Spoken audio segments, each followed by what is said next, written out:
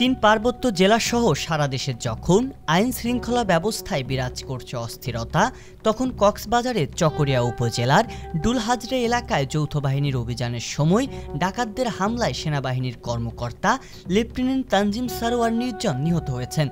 ডাকাত দলের সদস্যরা তানজিমের ঘাড়ে ছুরিকাঘাত করায় প্রচুর রক্তক্ষরণ হয়। তাৎক্ষণিকভাবে তাকে উদ্ধার করে হাসপাতালে নেওয়া হলে চিকিৎসক তার মৃত্যুর কথা জানান। সেনা কর্মকর্তা নিহতের ঘটনায় বিস্তারিত তথ্য তুলে ধরে বিজ্ঞপ্তি দিয়েছে আন্তঃবাহিনী জনসংযোগ পরিদপ্তর আইএসপিআর। জানা গেছে, সোমবার দিবাগত রাত ৩টার সময় গোয়েন্দা তথ্যের ভিত্তিতে চকরিয়া উপজেলার অন্তর্গত ডুলহাজরা ইউনিয়নের পূর্ব মাছপাড়া গ্রামে ডাকাতির খবর পেয়ে চকরিয়া আর্মি ক্যাম্প থেকে বাংলাদেশ সেনাবাহিনীর একটি দল দ্রুত সেখানে যায়।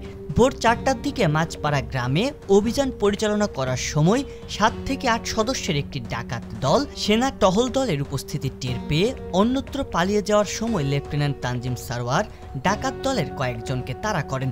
এ সময় ডাকাত দলের সদস্যদের ধরার চেষ্টাকালে তানজিম সারোয়ারের ঘাড়ে ছুরি দিয়ে উপর্যুপরি আঘাত করায় অতিরিক্ত রক্তক্ষরণ শুরু হয়। গুরুতর আহত অবস্থায় তাকে উদ্ধার করে চকরিয়া খ্রিস্টান হাসপাতালে নেওয়া হয়। অবস্থার অবনতি হওয়ায় রামু সম্মিলিত সামরিক হাসপাতালে নেওয়া হলে ভোর ৪টা৫০ চিকিৎসক তাকে মৃত ঘোষণা করেন। এ ঘটনায় ঘটনাস্থল থেকে ৩ জন ডাকাতকে আটক সহ একটি দেশীয় তৈরি বন্দুক, ৬ রাউন্ড গোলাবারুদ উদ্ধার করা হয়েছে। এছাড়াও ডাকাত সন্দেহে আরও ৩ জনকে আটক করা হয়। লেফটেন্যান্ট তানজিমের বাড়ি টাঙ্গাইল জেলায়। তিনি পাবনা ক্যাডেট কলেজ থেকে উচ্চ মাধ্যমিক পাশ করে ৮২তম দীর্ঘমেয়াদী কোর্সের সঙ্গে বাংলাদেশ মিলিটারি একাডেমি হতে ২০২২ সালে আর্মি সার্ভিস করে কমিশন লাভ করেন।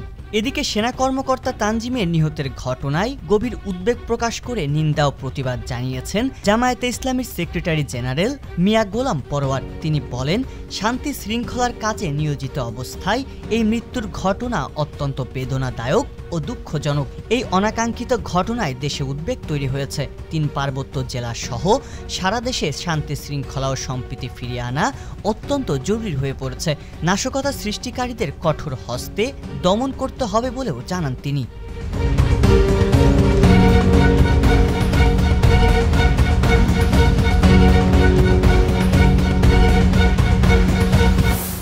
সংবাদ, ফিচার ও অনুষ্ঠানের জন্য ভিজিট করুন সংবাদ প্রকাশের ওয়েবসাইট এবং যুক্ত থাকুন ফেসবুক পেজ ও ইউটিউব চ্যানেলের সঙ্গে।